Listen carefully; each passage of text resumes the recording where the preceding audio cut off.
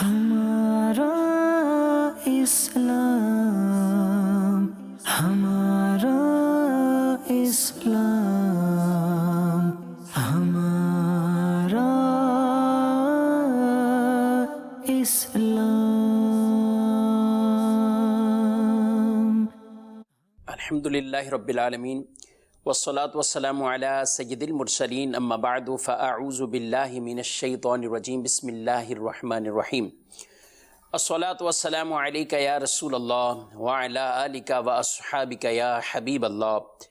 الصلاة والسلام علیک یا نبی اللہ وعلی آلک واصحابک یا نور اللہ۔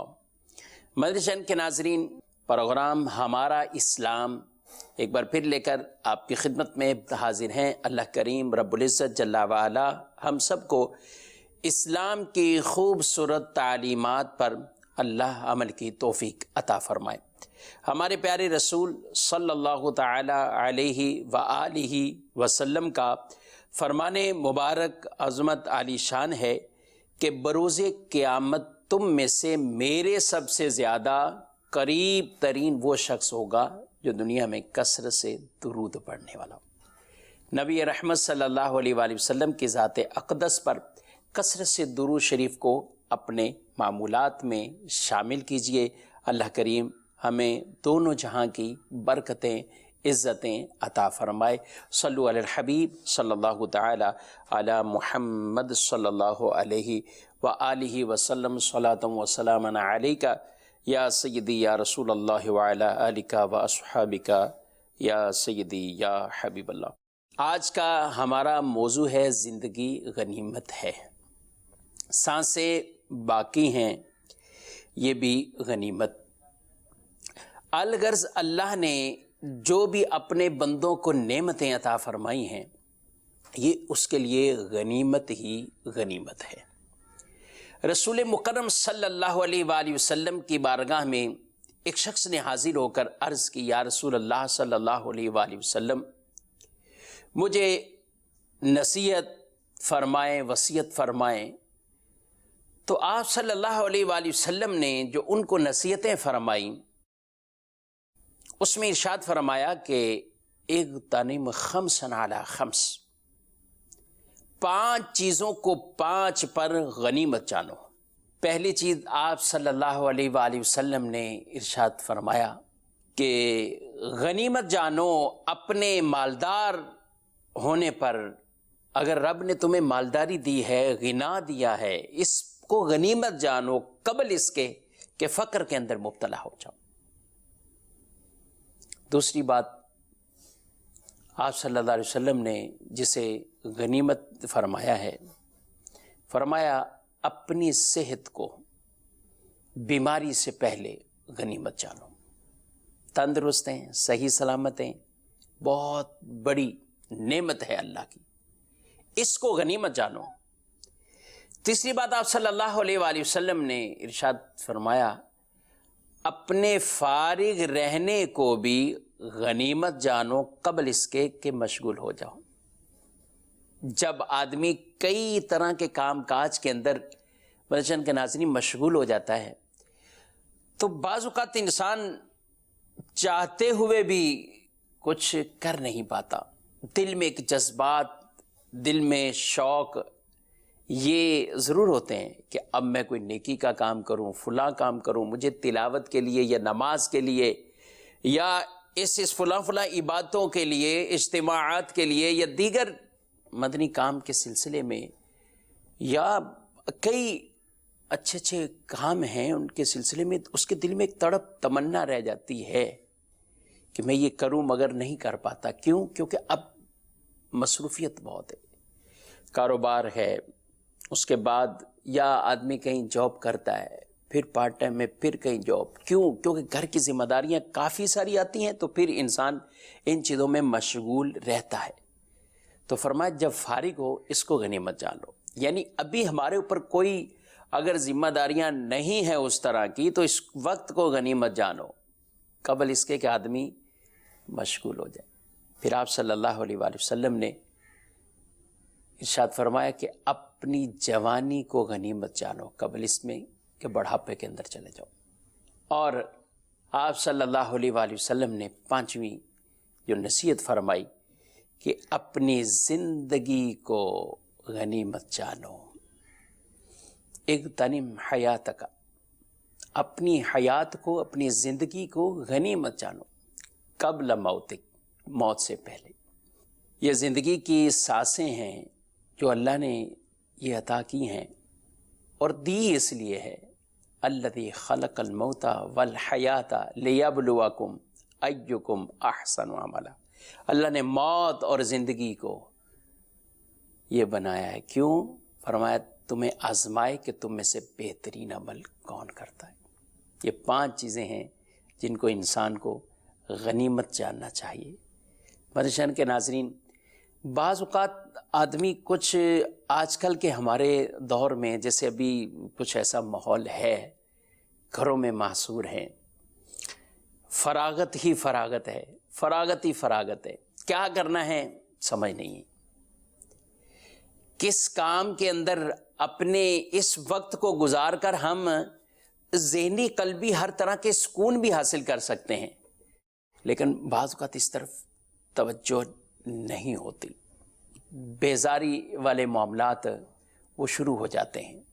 گھروں میں بعض اوقات لڑائی جھگڑوں کی کیفیات وہ بڑھ جاتی ہیں، اور آدمی جتنا فارغ رہتا ہے اور گھر کے اندر اگر کوئی خاص کام کاج اپنے وہ نہیں بناتا، کوئی خاص شیڈول نہیں بناتا، تو پھر شاید وہ لڑائی ہی مقصد سمجھ لیتا ہے. بس ٹھیک ہے، اب گھر میں رہنا ہے تو مار دھاڑ ہے، لڑائی ہے. نہ نہیں.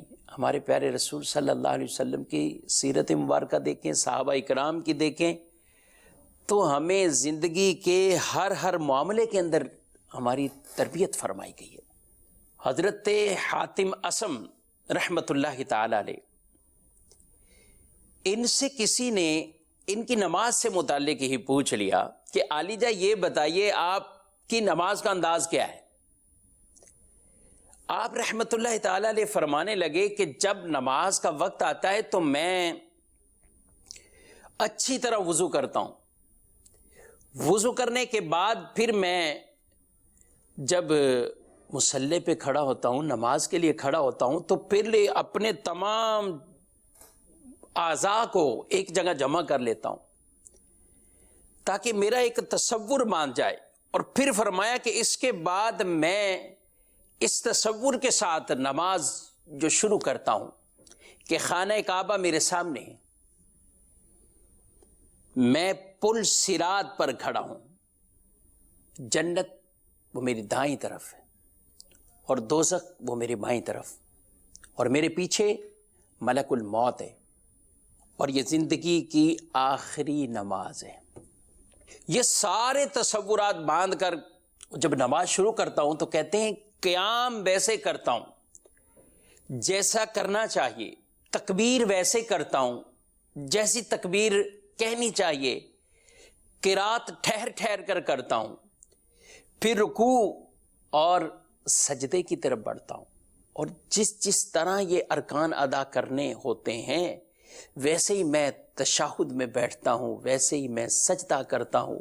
یہ سارے معاملات کرتا ہوں اور پھر اپنی نماز کو ختم کرتا ہوں. اور کہا کہ خوف اور امید کی درمیانی کیفیت میں رہ کر میں یہ باتیں بجا لاتا ہوں، اور آخر میں پھر کہتے ہیں میں نہیں جانتا میری نماز وہ قبول ہوئی یا کیا ہوا. اللہ اکبر کبیرہ، میں نہیں جانتا میری وہ نماز قبول ہوئی یا کیا ہوا. سوال کرنے والے نے پوچھا علی جا کتنے عرصے سے ایسے نماز پڑھ رہے ہیں؟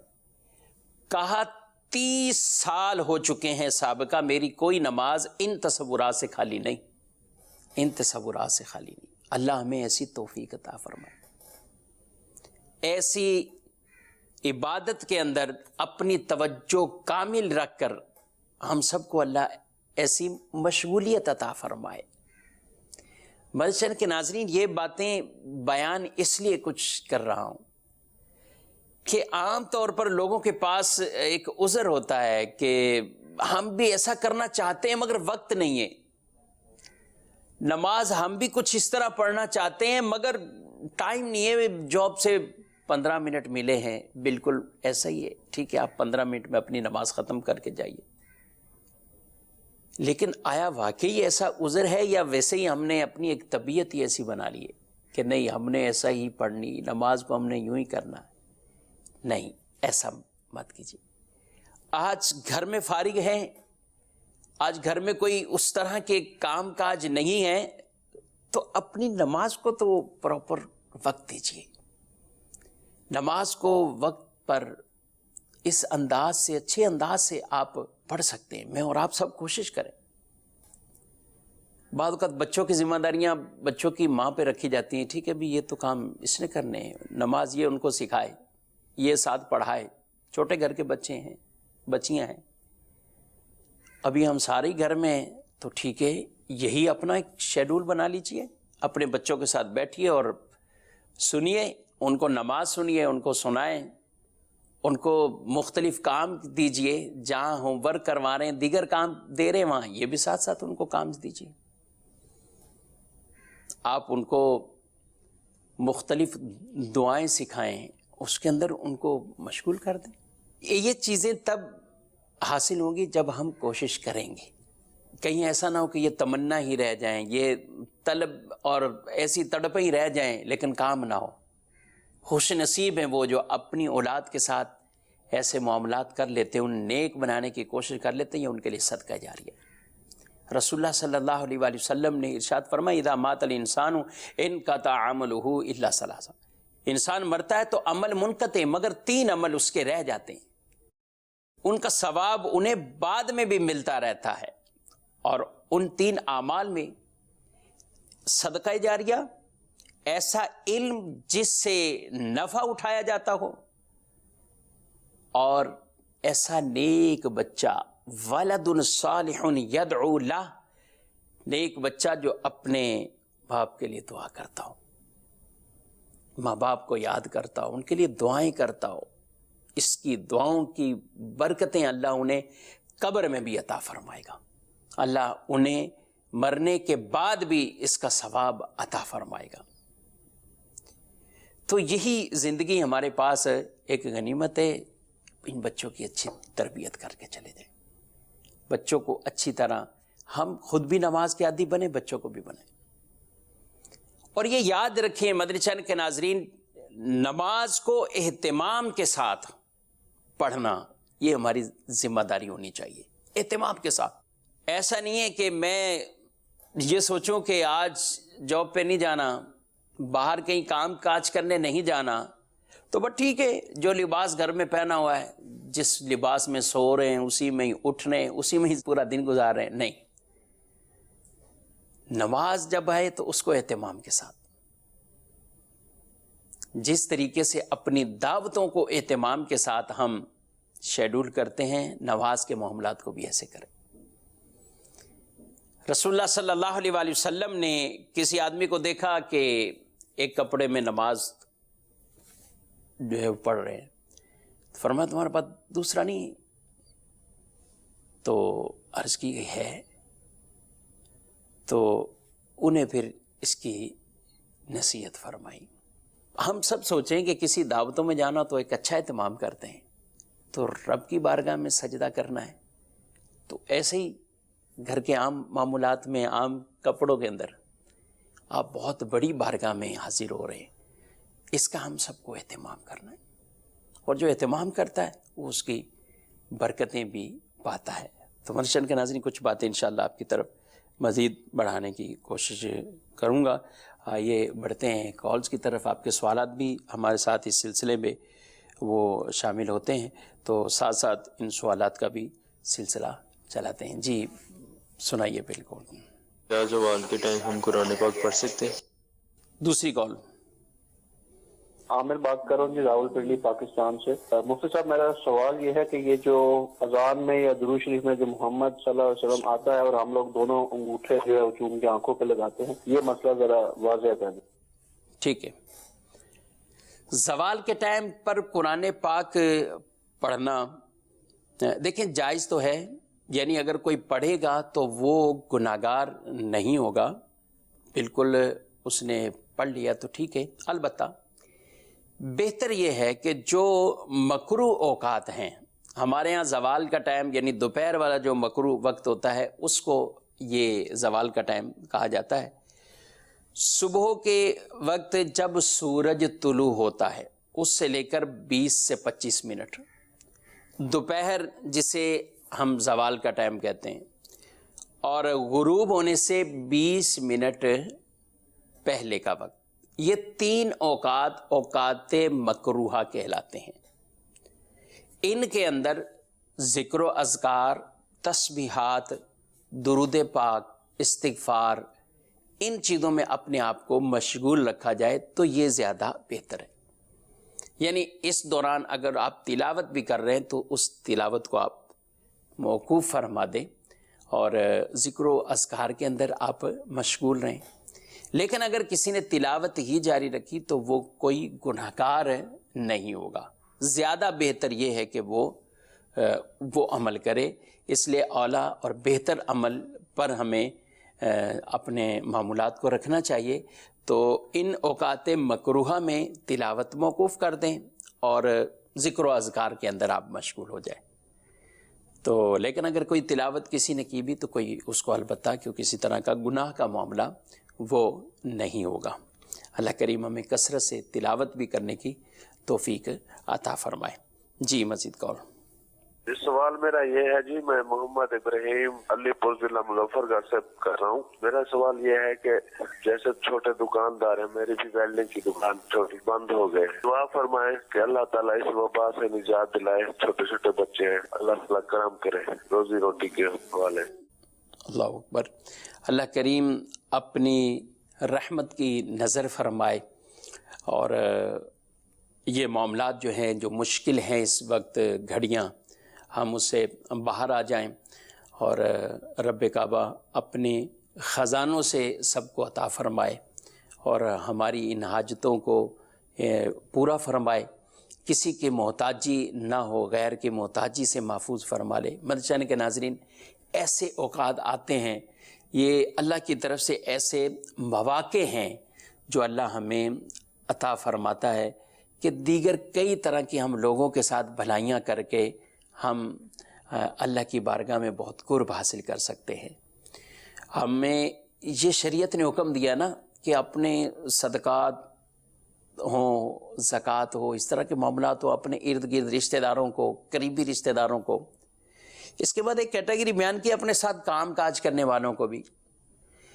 बाज़ वक़्त लोग ढूंढ रहे होते हैं मुस्तहिक कहाँ से मिलेगा भाई, हकदार कौन है ज़कात का, इधर उधर सब जगह वो देख रहे होते हैं। हालांकि उसके इर्द गिर्द कई मौजूद होते हैं कि वो ऐसे ज़कात के हकदार होते हैं कि अगर वो ज़कात की रकम भी उन्हें देता है तो ज़कात अदा हो जाएगी, लेकिन उसे सरफ़ नज़र की जाती है।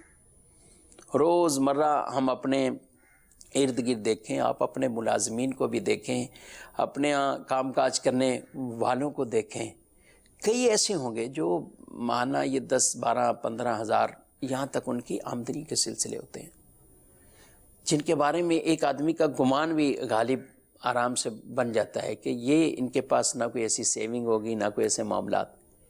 तो इन चीज़ों को भी हम ख्याल करें, उनके साथ भी अच्छा बर्ताव करें, उनके साथ भी ताउन करें, तो इंशाअल्लाह बहुत बरकतें मिलेंगी।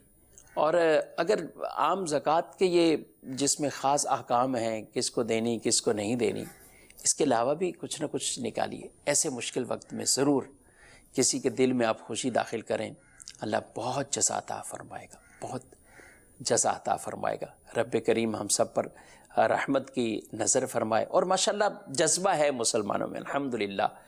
जब भी पुकारा जाए, कहा जाए, जहन साजी की जाए तो निकल आते हैं अल्हम्दुलिल्लाह, और ये मददें करते हैं एक दूसरे के साथ। बिल्कुल ज़रूर कीजिए, किसी को भी किसी तरह का मदद पर ताना ना दीजिए, किसी की मदद करें, एहसान ना जतलाएं। बस रब ने दिया है और इतना वाफर दिया है कि अपने मामलात भी चला रहा हूँ, अल्लाह का शुक्र बजा लाते हुए दूसरों की भी खिदमत करें, दूसरों को भी दीजिए। तो ये बहुत एक अच्छा अमल है। इमाम आज़म अबू हनीफ़ा رحمۃ اللہ تعالی علیہ، آپ کے بارے میں آتا ہے کہ آپ کے پاس جو دینی طلبہ پڑھتے تھے ان کے ساتھ، علماء اور مشائخ کے ساتھ بھی آپ اس سے بڑے معاملات فرماتے، اور آپ اپنے لیے جب چیزیں خریدتے، کپڑے خریدتے یا اس طرح کے معاملات لیتے تو فرمائے ساتھ ساتھ علماء اور مشائخ کے لیے بھی ایسا کرتے، یہ اس طرح کے اسباب بناتے۔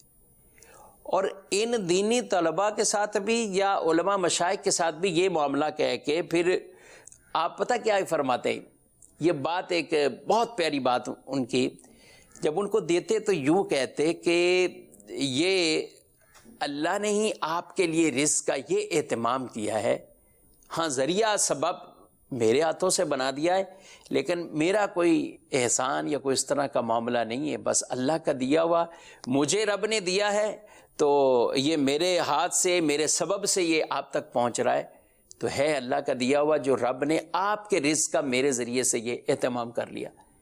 یہ ایک اچھی نیت، اچھا ارادہ اور اپنے دل کی نیت کو بہتر رکھنے کے لیے بہت ایک اچھی اصلاح والی بات انہوں نے فرمائی۔ تو جب بھی کسی کو دیں، غریب سے مدد کریں، کسی رشتہ دار کی بھی کریں، تو یہ ہو کہ رب نے اس کا ذریعہ مجھے بنا دیا ہے، آپ کا یہ رزق کا معاملہ اللہ نے میرے ذریعے سے یہ پورا فرما دیا، رب کا شکر ادا کریں۔ منشن کے ناظرین، میں عرض کر رہا تھا، اور وہ حدیث پاک یہ مصنف عبدالرزاق کی حدیث پاک حضرت عبداللہ بن عمر کے حوالے سے، حضرت عبداللہ بن عمر رضی اللہ عنہما نے اپنے غلام نافع کو 2 کپڑے پہننے کے لیے دیے، اور یہ اس وقت لڑکے تھے، اس کے بعد مسجد میں گئے اور ان کو ایک کپڑے میں انہوں نے دیکھا نماز پڑھ رہے تھے، تو فرمایا تمہارے پاس 2 کپڑے نہیں ہیں؟ جب ان کو یہ کہا گیا تو جو میں نے پہننے کے لیے 2 کپڑے دیے تھے وہ نہیں ہیں؟ تو کہا ہیں، تو فرمایا اگر میں تمہیں کسی کے گھر بھیجوں، کسی کے ہاں بھیجوں تو ایک پہن کے جاؤ گے دونوں؟ کہا دونوں۔ تو فرمایا اللہ کے دربار کے لیے زینت زیادہ مناسب ہے، اور آدمیوں کے لیے پوچھا ان سے کس بارگاہ میں زیادہ زینت اختیار کرنی چاہیے، تو انہوں نے کہا اللہ کے لیے۔ یہ ہمیں انہوں نے سمجھا دیا، اور قرآن میں بھی اللہ فرماتا ہے خذوا زینتکم عند کل مسجد، نماز کے لیے آئے زینت اختیار کر کے آئے۔ نماز گھر میں بھی اگر آدمی پڑھ رہا ہے تو اس اہتمام سے پڑھے کہ اس کے لباس، اس کی ان چیزوں میں کوئی ایسی چیز نہ ہو، اچھا لگے۔ اگر اسی حالت کیفیت میں اس کو کہیں جانا پڑ جائے تو وہ چلا جائے، کہیں دعوت میں بھی جانا پڑے نا وہاں بھی چلا جائے۔ تو اس لیے نماز کے ساتھ جب یہ معاملہ کریں گے تو انشاءاللہ اس کی ہم برکتیں بھی پائیں گے۔ جی مزید کال پہلے جیسا عصر کی نماز کا ٹائم ہو رہا ہے تو ظہر پڑھنا شروع کر دیتے آخری وقت میں۔ محمد سٹیل میں بول رہا ہوں ڈسکا سے۔ میرا سوال ہے کہ بغیر وضو کے اذان دے سکتے ہیں یا نہیں؟ ذرا وضاحت سے بتا دیجیے۔ بغیر وضو کے اذان دینا، اور کہ ظہر کی نماز اگر آخری وقت میں پڑھ رہے ہوں اور اس دوران اگر عصر کی نماز کا وقت شروع ہو گیا تو یہ ظہر کی نماز ہوئی کہ نہیں ہوئی؟ تو بالکل وہ ظہر کی نماز ہو جائے گی۔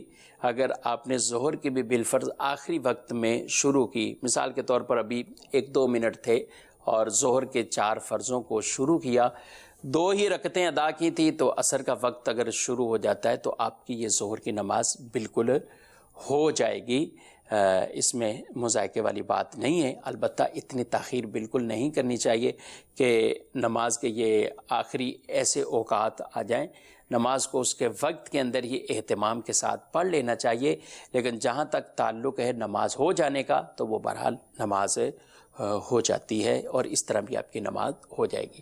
یہ ظہر کے لیے بھی یہی حکم ہے، اور عصر کی نماز بھی اگر انسان اس وقت میں پڑھ رہا ہو، آخری وقت میں پڑھ رہا ہو کہ اس کے پڑھتے پڑھتے ہی مغرب کی اذان شروع ہو جائے یا مغرب کا وقت شروع ہو جاتا ہے، تو وہ بھی نماز اس کی ہو جاتی ہے۔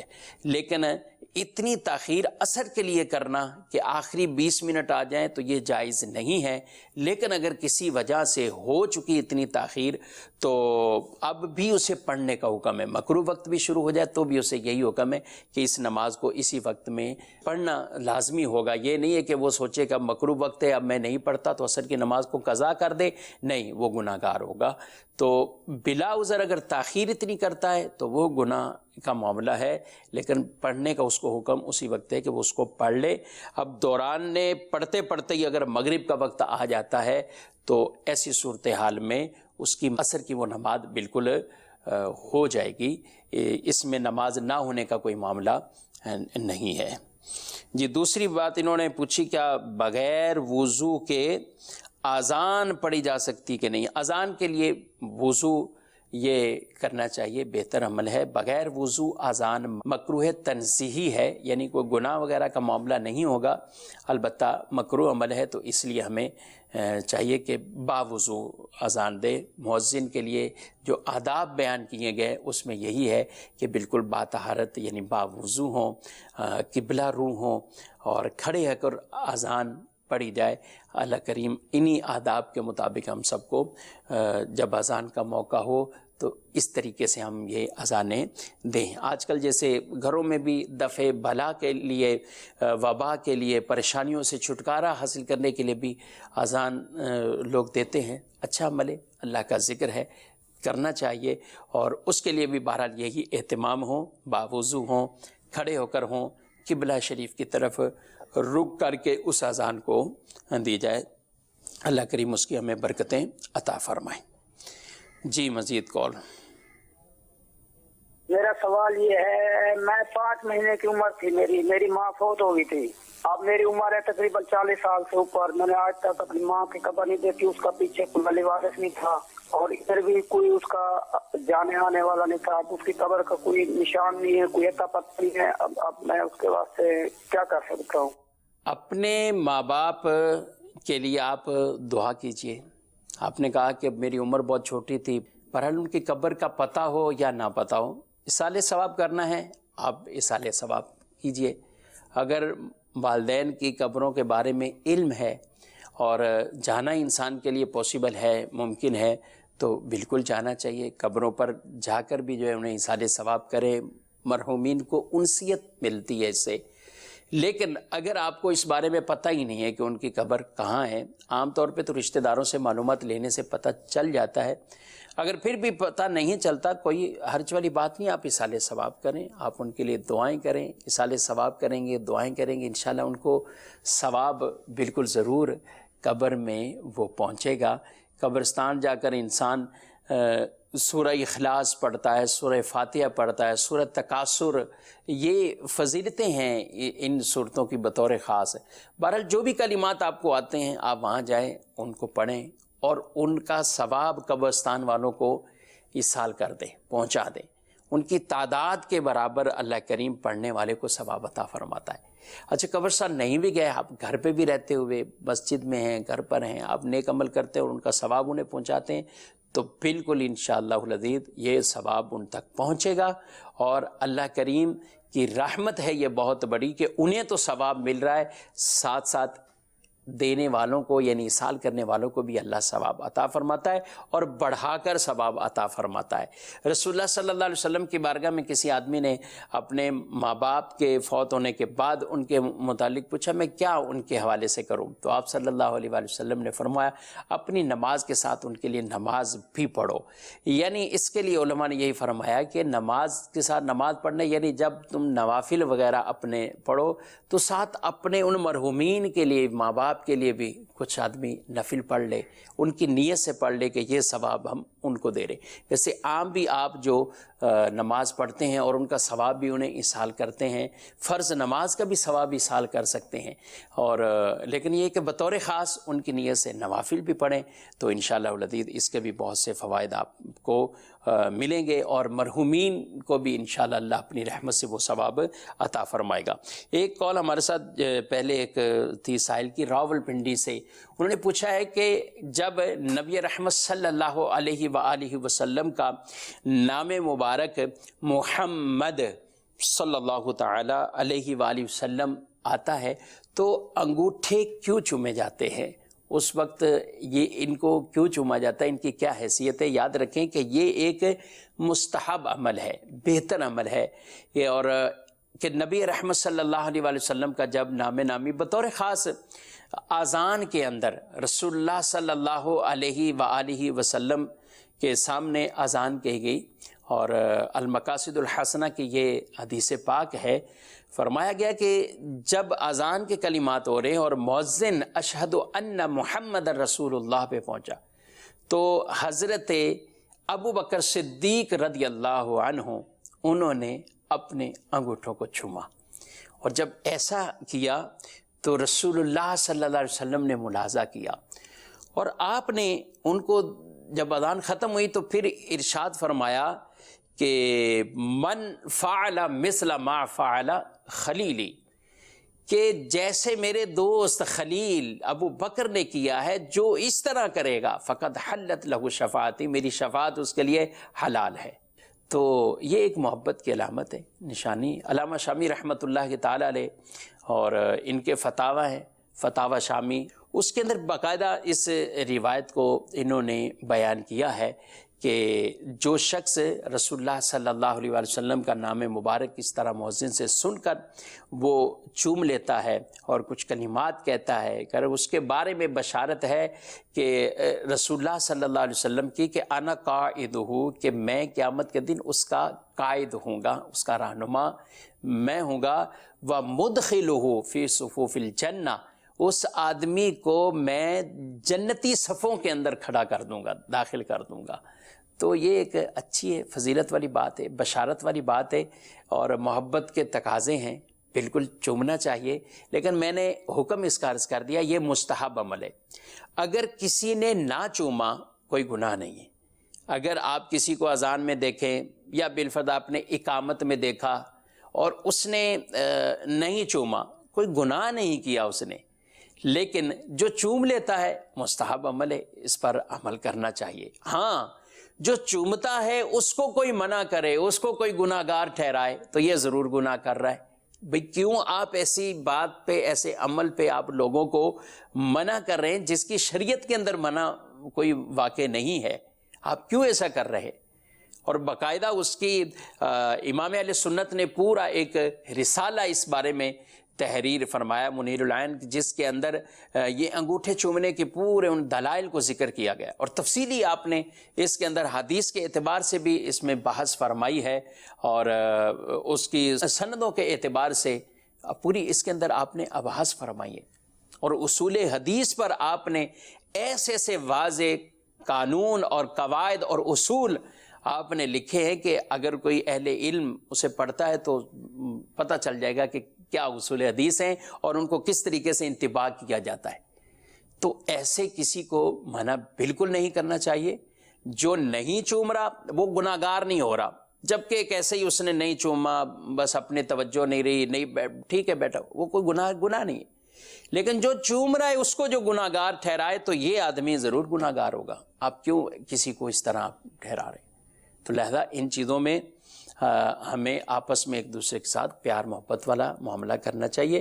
کسی کو پیار سے سمجھا دینا یہ اور بات ہے، لیکن معاذ اللہ جو چیز شرعاً جائز ہے اور ایک اچھا عمل ہے اس کو کوئی گناہ کہہ دے تو اس کو ضرور سوچنا چاہیے۔ وہ تو رسول اللہ صلی اللہ علیہ وسلم کی محبت میں چوم رہا ہے اور آپ اسے محبت میں پیچھے کھینچ رہے ہو، نہ، خود بھی اس کے ساتھ شامل ہو جائیں اور ان محبتوں کا اظہار کیجئے، انشاءاللہ اس کی برکتیں ملیں گی۔ ہاں، جن مواقع میں چومنے کے لیے ممانعت کی جاتی ہے بالکل آپ وہاں پہ بالکل ایسے رہے۔ مثال کے طور پر آذان ہے جو جمعے کے لیے آذان ثانی ہوتی ہے، جب خطبے کے لیے امام ممبر پر بیٹھے ہوتے ہیں اور اذان ہو رہی ہوتی ہے، تو اب اس وقت آپ توجہ سے اذان سنیں، اس وقت آپ دل ہی دل میں درود وغیرہ دل میں پیش کریں، لیکن زبان سے نہ پڑھیں، اور اس وقت آپ نہ ہی انگوٹھوں کو چومیں۔ اچھا، ختم شریف ہو رہا ہے، فاتحہ پڑھی جا رہی ہے، اس میں آیت مبارکہ ما کان محمد ابا احد من رجالکم پڑھی جاتی ہے، اس ٹائم بھی آپ نہ چومیں، بس خاموشی کے ساتھ آپ قرآن پاک کو سنتے رہیں۔ اچھا، خطبہ امام پڑھ رہے ہیں تو امام اگر اس میں نام لیتے ہیں تو اس وقت بالکل آپ نہ چومیں اور خاموشی کے ساتھ آپ وہ اس خطبے کو سماعت کیجیے. جہاں ممانت ہے بالکل علماء نے اہل سنت نے اس کو ممانت کو بھی بیان کیا، لیکن خواہ مخواہ ایسی جہاں ممانتیں نہیں ہیں وہاں ممانتیں ایسی نہیں بنانی چاہیے. انگوٹھے ضرور چومیں، محبت کی علامت ہے. اللہ عمل کی توفیق عطا فرمائے. صلو علی الحبیب صلی اللہ تعالی علی محمد. ہمارا اسلام، ہمارا اسلام، ہمارا اسلام.